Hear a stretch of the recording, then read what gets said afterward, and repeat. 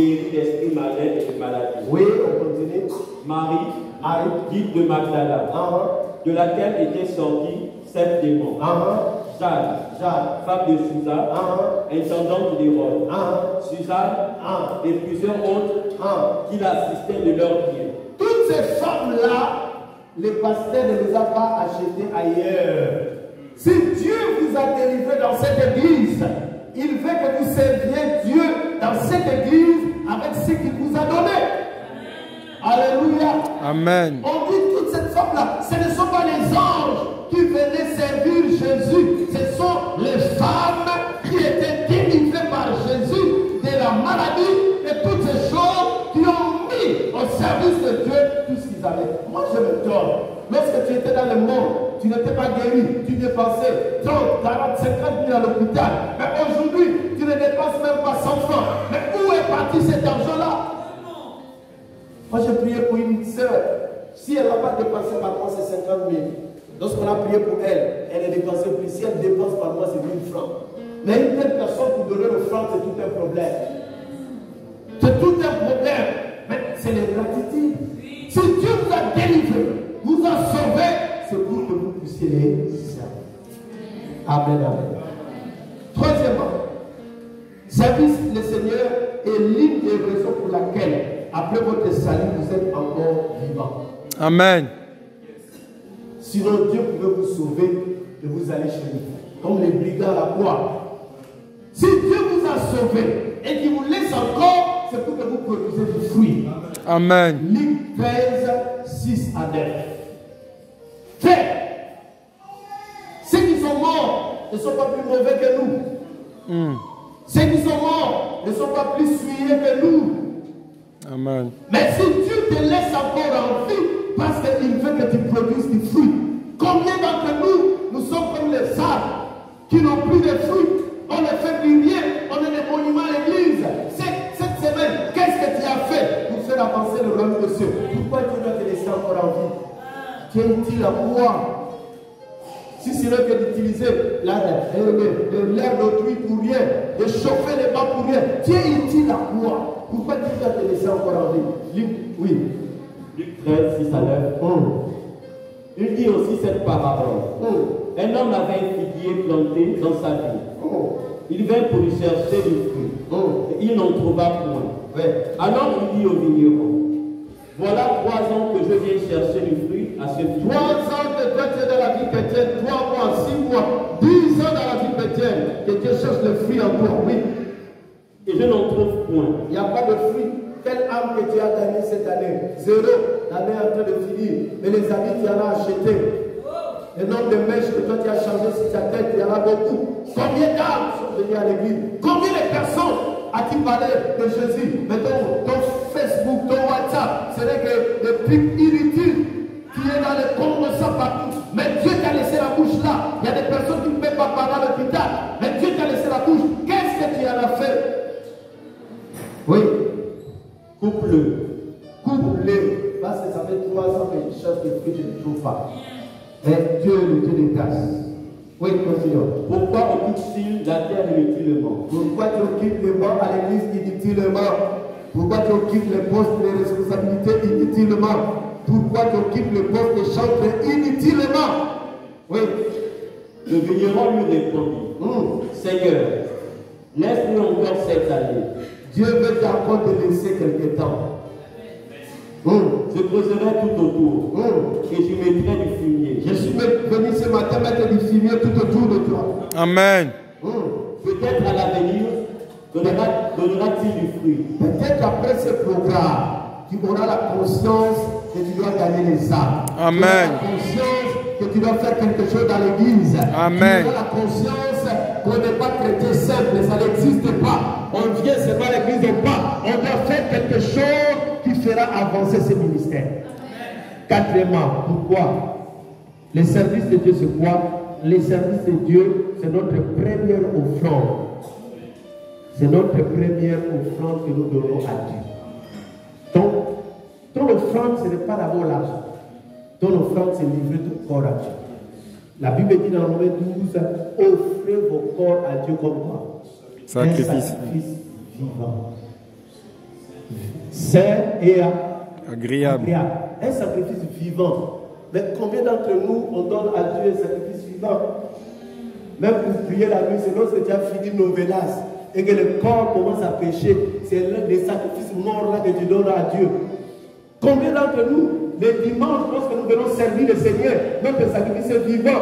Tous les samedis, tu étais dans les commensats, dans les vins, dans la fornication, et tu viens le matin, le dimanche, le sacrifice est déjà mort.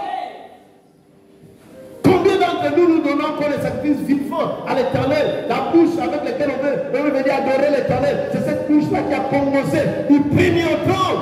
Le sacrifice n'est plus vivant. Si tu touches les chants, c'est là où on a trop de scandales. Je crois qu'ici, les chants sont saints. Amen. Ici, les chants sont consacrés. Amen. Chez les chants, chez les musiciens, vous ne pouvez pas passer toute une année sans suspecter quelqu'un qui a levé la grossesse. Mais ce n'est pas ici, c'est pas ici. Amen. Dans notre église, ici, ça ne se fait pas. Amen. Ici, vous êtes très saints. Amen. Et paraclétos. Amen, amen. Et amen, là, soit vrai. Amen. Parce que mon esprit peut vous regarder. Dieu a dit aux 10 lépreux, allez vous monter chez les sacrificateurs. Mais lorsqu'ils ont été guéris, combien de personnes sont revenues? Un seul. Un seul, un seul, un seul. C'est pour ça que vous allez voir que dans la Bible, à chaque fois que quelqu'un avait reçu un miracle, il avait l'envie de suivre le Seigneur. Même le fou de Gadara, lorsqu'il a été guéri, il a été délivré, il a dit je vais te suivre. Et Dieu lui a dit va dans telle ville annoncer l'évangile. Mais combien d'entre nous sommes ingrats? Seulement donne-moi, donne-moi, donne-moi, donne-moi. Quand est-ce que toi tu vas donner au Seigneur? Quand est-ce que toi tu vas donner au Seigneur? Dieu veut de ta vie. Tu dois lui donner ton corps comme une offrande. Ta vie comme une offrande. Est-ce que vous savez qu'on donne à Dieu aussi les heures, la dîme des heures? Si la journée a 24 heures, au moins plus de 2h40, tu dois vérifier si c'est à Dieu. Il y a des gens qui prient le matin 2 minutes, qui feuillettent la Bible 30 secondes, et qui prient la nuit 30 secondes, qui volent Dieu. Dieu te donne 24 heures. Toute ton énergie, tu donnes au travail. Après travail, match de foot. Après match de foot, novelas. Après novelas, Facebook. Après Facebook, WhatsApp. Et Dieu, tu les mets là dans les dernières heures. C'est là où tu penses à Dieu. C'est l'ingratitude. Dieu doit être plus que la priorité. Amen. Dieu doit être avant toute chose. Je suis en train de vous dire des choses. Si vous les pratiquez, vous n'avez pas besoin de longues prières. Dieu va vous bénir. Amen. Dieu honore ceux qui l'honorent. Amen. Si Dieu voit dans ton cœur qu'il occupe la première place, il va te lever. Personne n'a jamais mis Dieu devant et il est resté derrière. C'est parce qu'aujourd'hui on a trop d'espoir en Christ. Permettez-moi de le dire comme ça. On vient, on veut rouler Dieu. Qu'est-ce que Dieu gagne de ta vie? Que toi tu lui demandes mariage, santé, tout là. Tu l'as demandé depuis le 1er janvier jusqu'à ce jour. Parfois certains n'ont pas dormi à l'hôpital. Mais qu'est-ce que Dieu a reçu en partage de ta vie? Qu'est-ce que Dieu gagne de ta vie en te gardant conciliateur? Frère, soyons reconnaissants. Servons le Seigneur. J'ai dit servons le Seigneur. Quels sont les bienfaits des services? Donc, avant les bienfaits, je peux clôturer par les bienfaits. Je vais dire d'abord quoi donner à Dieu dans les services. Je dis déjà les corps. On peut donner à Dieu nos services, c'est là qu'on dit quoi? Tout ce que nous pouvons faire, notre temps. On peut donner à Dieu l'argent. Alléluia. Amen. Dis avec moi l'argent. L'argent. Dis avec moi l'argent. L'argent. L'argent pour réussir cette église-là ne viendra pas du ciel. Viendra de nous qui servons l'Éternel. Amen. Et dans cet argent-là, on a différents domaines dans lesquels nous donnons à Dieu. On donne à Dieu le dîme. La dîme, c'est quoi? C'est le premier dixième de tout ce que tu reçois. Pas le 1/10, le premier dixième. C'est-à-dire, lorsque tu reçois l'argent, même si c'est 500 francs, tu enlèves d'abord 50 francs. Même si c'est peu, tu donnes la dîme. Alléluia. Amen. On sert l'Éternel avec nos offrandes. Nos offrandes, ce sont des actes de reconnaissance par rapport à ce que Dieu nous a donné. On sert le Seigneur avec ce qu'on appelle Galates 6. en reconnaissance envers l'homme de Dieu ou les hommes de Dieu qui nous prêchent l'évangile. On doit donner, on doit les servir, on doit les bénir. Parce que lorsque tu vas voir les gynécologues, tu payes 15 000, après il t'envoie encore chez les radiologues, tu payes encore 15 000, après il te dit, tu as myome, tu as fibrome, et tu commences à pleurer. Quel est le travail même qu'il a fait? Rien. Mais lorsque tu viens chez l'homme de Dieu, il prie pour toi. Les maladies incurables sont guéries à cet endroit, n'est-ce pas? Il y a des gens qui sont guéris des maladies incurables, n'est-ce pas? Mais comment on peut mépriser ceux-là qui ont le pouvoir de guérir les malades et nous honorons ceux-là qui ne peuvent pas guérir les malades? Amen, amen. Amen. Pour bien servir le Seigneur, il faut être fidèle dans les petites choses. On prend Luc 16, 10 à 12. Si vous voulez bien servir le Seigneur, n'attendez pas d'être bishop, n'attendez pas d'être révérend, n'attendez pas d'avoir une grande salle où tu fais des grands concerts. Tu dois commencer à servir le Seigneur dans les petites choses. Luc chapitre 16, verset 10 à 12. Luc 16, verset 10 à 12. Oh. Celui qui est fidèle dans les moindres choses, l'est aussi dans les grandes. Et celui qui est injuste dans les moindres choses, l'est aussi dans les grandes. Si donc, vous n'avez pas été fidèle dans les richesses injustes, qui vous confiera les véritables? Voilà. Et si vous n'avez pas été fidèle dans ce qui est à autrui, qui vous donnera ce qui est à vous? Qui vous donnera ce qui est à vous? Dans les services, pour servir Dieu, il faut être sérieux dans les petites choses. Quelqu'un dit Amen. Amen. Être sérieux dans les petites choses. Deuxièmement, être sérieux lorsqu'on te confie quelque chose de Dieu. Pourquoi parfois nous ne sommes pas sérieux à l'église? Parce qu'on dit, c'est l'œuvre du pasteur. C'est lui-même le pasteur qui va aller évangéliser. C'est lui-même le pasteur qui ne va pas dormir la nuit. C'est lui-même le pasteur qui prépare son culte de dimanche. Parce que nous, on n'est pas pasteur. Même dans les départements de louanges, vous allez voir que si quelqu'un chante le livre le dimanche, c'est lui qui se promeut, n'est pas donc les autres le ronflent.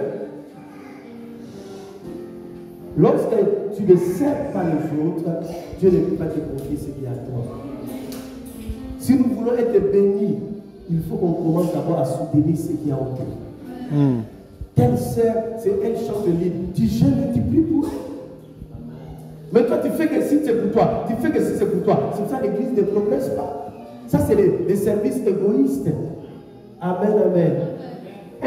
Fidèle dans les petites choses. 2. Fidèle dans ce qui est en toi. 3. Fidèle même lorsque tu ne vois pas la récompense. Amen, amen. Aujourd'hui, beaucoup de chrétiens, ils servent l'Éternel. Ils aiment le Seigneur. À un certain moment, qu'est-ce qu'ils font? Ils se relâchent. Il faut quoi? Ils se relâchent. Dieu ne récompense pas les débits du travail. Dieu récompense quoi? La fin du travail. Amen, amen. Amen. Dieu ne récompense pas les débits du travail. Dieu récompense la fin du travail. Amen. Galates 6, verset 10. Hébreux 6, verset 10. On va lire rapidement.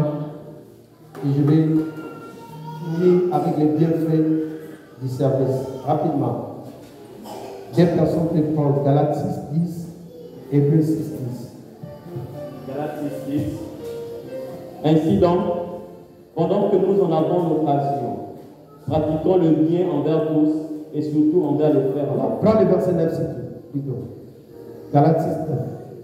Ne nous lassons pas de faire le bien, car nous moissonnerons au temps convenable. Ne faisons pas quoi? Ne nous lassons pas de faire le bien, parce que nous moissonnerons à quel temps?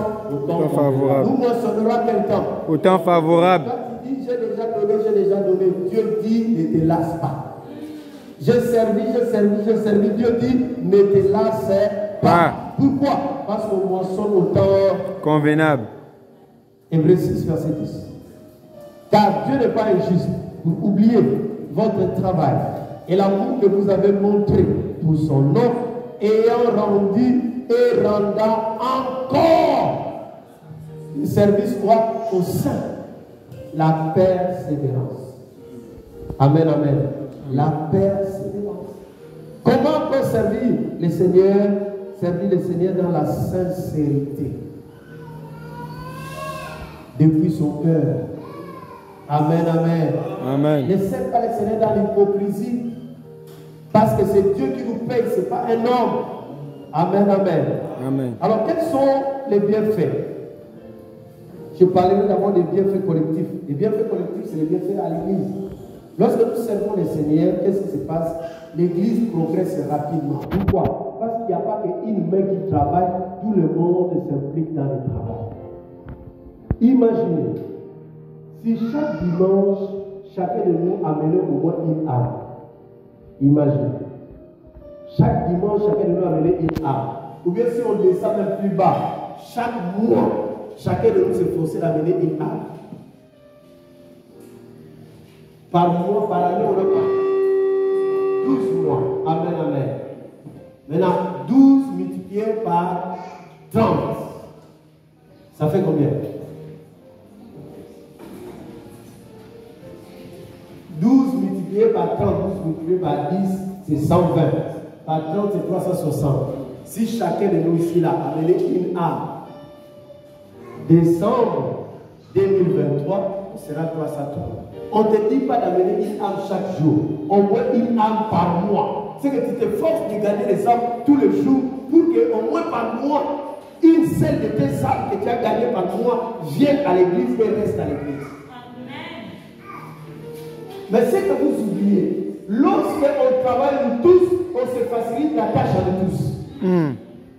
Plus on gagne les âmes, plus certaines âmes viendront ici. Toi tu cherches du travail, c'est lui qui va te trouver le travail. Plus on gagne les âmes, toi tu cherches là le mari, peut-être le mari sera gagné par l'autre. Plus on gagne les âmes, toi tu cherches peut-être à voyager, quelqu'un va te connecter. Plus on gagne les âmes, on est en train de nous entraîner. Servir le Seigneur nous facilite la tâche. On progresse, on va de l'avant et on est en train de s'entraîner nous-mêmes.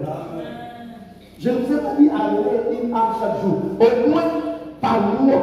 C'est-à-dire, du 1er au 30, tu gagnes les âmes. Tu gagnes les âmes, au moins par mois, tu regardes une seule âme au moins est restée parmi les âmes à qui je prêchais l'évangile. On va se faciliter la tâche. On va se faciliter la tâche. Et puis, certaines tâches, certaines charges seront réduites. Imaginez si on